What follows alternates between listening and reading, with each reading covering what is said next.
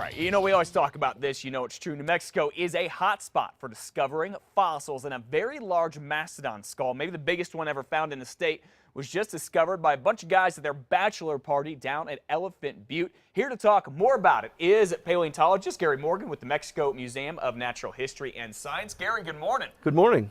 All right, so you talked to these guys. You went down to Elephant Butte and you saw and helped did the excavating of this mastodon skull. Right. How incredible is this thing? It's really amazing to me, and to be honest, when I first got the phone call, I was a little bit skeptical because I didn't know who these people were. There were guys at a bachelor party. Let's just be honest here. To be honest, and he said he had a woolly mammoth, and I knew that wasn't right because woolly mammoths didn't live in New Mexico. They were up by the glaciers in Siberia and Alaska, but we had elephant-like creatures here. So I said, send me a picture. Everybody's got a smartphone these days, and they sent me a picture, and I go, whoa. So how much of this thing was that you could see? Okay, so about this much. Well, no, they had. Okay, there's a picture. Oh, there's a picture right there. So there I think that's me sitting there. Mm-hmm. They'd excavated it, then it was covered up. It was on state park land, Elephant Butte Lake State Park. So they wanted to cover it up and protect it. I went back a couple days later, and then we got to the point, which is about what you see in the picture there. How big is this? Okay, so it's... Give me some reference Okay, points so on your left-hand side, the part sticking out in the V, those are the tusks. It's upside down with the teeth facing up. The tusks were curving down into the dirt. So the tip of the tusks, the front of the skull, to the back of the skull, about 6 to 6.5 feet. What? And then some big old elephant. Right, so if you saw an elephant, a modern elephant skull, you're used to seeing them in the zoo, but we paleontologists, we bone guys, we like to see skeletons. So if you saw a skeleton of a modern elephant, it would look a little bit like that with the tusk sticking out, and it would probably be 6 feet long. About the same size. Right, weigh a couple 100 pounds. So, but when we dug this thing up, it's the skull and everything was surrounded by, it's not really rock, it was very soft, kind of old river sediments. Does that make it easier for you to get it out of there? It made it much easier, but it adds to the weight. So instead of just being the bone, you add in the fact that you had all this sediment, and then we had to surround the fossil with plaster bandages, very much like a doctor would do with a broken arm. Okay. So if you just tried to pull that thing out of the ground, it would fall into a million pieces. So we covered it up, we cooked strips of burlap, we soaked them in plaster, wrapped it around the skull, and then it made a very hard, solid, almost like an eggshell, but very hard, that would then allow us to pull it out of the site. All that together, you're talking about 500 to 1,000 pounds of rock. Wow.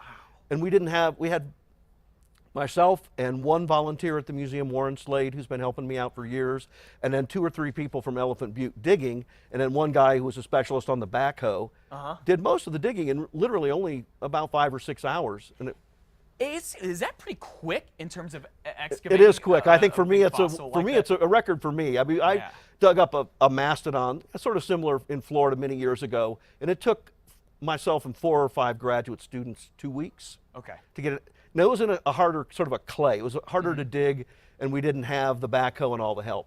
Okay, so you guys put this on a truck, you drove it up here to So they lifted it up, we put it in the back of a truck that belonged to the state, drove it up to the museum, and then we have a storage facility where it's temporarily stored. This jacket that weighs, I say, 500 to 1,000 pounds is stored.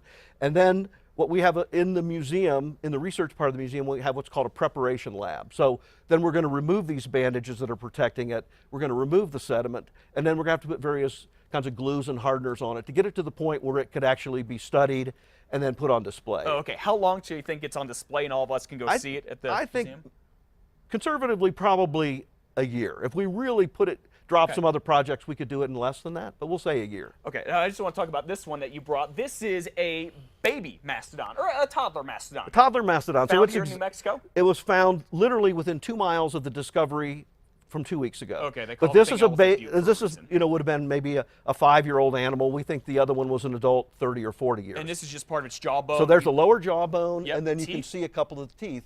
Wow. And the preservation, you see that, I don't know if you can see the beautiful blue color of the teeth, the enamel. Yeah, without a doubt. And that really showed up in the fossil one that we had a couple weeks ago. Cool. Now the teeth were much bigger, more like this because it was an adult and this was a baby. How old is this one? How old's the one you guys just found? 3 million years. So that's a little bit. This is 3 million years old. You're touching something 3 million years old, still. Bone is pretty much as it was, a little bit before the Ice Age. The Ice Age started about 2 million years ago. So we think New Mexico at that time was a little more, I'd say, subtropical. It didn't freeze in the winter, a lot wetter than it is today.